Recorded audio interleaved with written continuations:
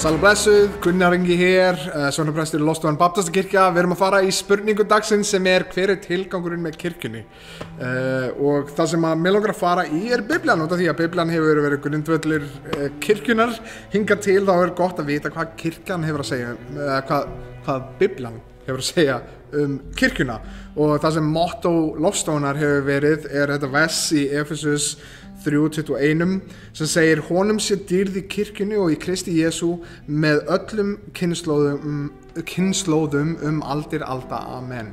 Þannig að hver tilgangur kirkjunnar að gera Guð dýrlegan, og ég held að hvernig við gerum Guð dýrlegan að fara eftir því verkefni sem Jesús skildi eftir handa okkur, og það við sjáum hér í Mattheus 28, 18-20, það sem verkefni sem hann skilur eftir fyrir lærisveina sína þetta. Og Jesús kom til þeirra að talaði við þá og sagði: allt vald mér gefið á himni og jörðu, farið því og gjörið allar þjóðir að lærisveinum, skýrið þá í nafni Föður, Sonar og Heilags Anda og kennið þeim að halda allt það sem ég hef boðið ykkur. Sjá, ég með yður alla daga, allt til enda veraldar. Þannig að hvað verkefni kirkjunnar? Verkefni kirkjunnar að fara út og boða fagnaðarerindi, fara út og kenna það sem Jesús kenndi, og því miður þá oft kirkjur komnar svolítið út af þessu. Hvað verkefni kirkjunnar? Margar kirkjur halda því fram að við eigum að gefa frí og knúsa og láta fólki líða vel, en það gott og fínt, en það sem verkefni kirkjunnar og Jesús Kristur lagði að fara út og gera lærisveina og kenna það sem hann kendi, ekki hvað mér finnst. Þannig að þegar þú gerist prestur, þegar þú gerist sóknarprestur eins og ég þá verkefni mitt ekki að segja ykkur hvað mér finnst. Auðvitað stend ég á orði Guðs eftir að hafa skoðað að það sé sannleikur, þetta verður til þess að standa á, en mitt verkefni sem prestur ekki að kenna mína skoðun á lífinu, heldur að kenna það sem ég hef fundið sem sannleik, og það orð Guðs. Hvað segir Jesús Kristur þetta?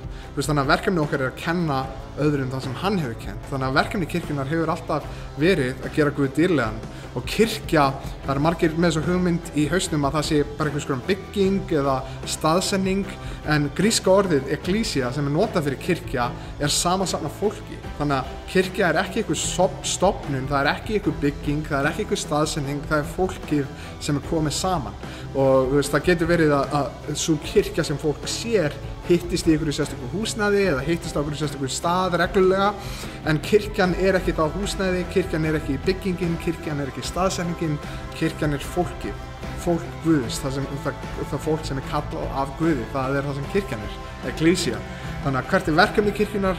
Það að gera Guð dýrlegan. Hvernig gerum við Guð dýrlegan? Með því að fara á eftir því verkefni sem hann skildi eftir okkur, handa okkur, sem að fara út, gera lærisveina, skýra fólk og kenna þeim að halda allt það sem að Guð, Jesús Kristur, hefur kennt okkur. Og hvað hluta því?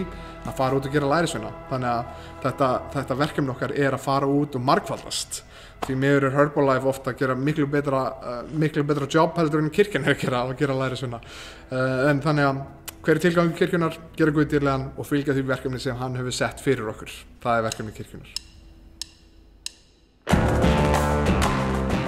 Takk fyrir að horfa á þennan stutta þátt. Ef þú vilt að við tökum einhverju sérstakar spurningu fyrir, endilega senda okkur e-mail, eða þú getur senda okkur spurningu með því að setja komment við þetta vídeo. Þú getur líka að fara inn á Facebook síðu Loftstofunar, sem facebook.com/loftstofan, og skilja eftir spurningu á veggnum eða senda okkur skilaboð, og við myndum elska að taka það fyrir í þessum litla þætti okkar. Endilega komið á samkomur ef þið hafið áhuga að kíkja. Við elskum að sjá nýtt fólk og við myndum elska að tala við ykkur trúna, hvað Biblan segir og hver Guð Ef þú hefur áhuga að kíkja samkomur hjá okkur, þá þú velkomin eins og þú þú, þína spurningar, efasemdir, fortíð, hvað það Við hittumst í fjölbrautaskólanum í Garðabæ klukkan 1 á sunnudögum. Við myndum elska að sjá ykkur þar, þannig að endilega látið sjá okkur. Ef þú vilt horfa á fleiri myndbönd eftir okkur í Pálagia, þá getur klikkað á linkinn hér til hliðar. Njóttu vel og takk fyrir að horfa.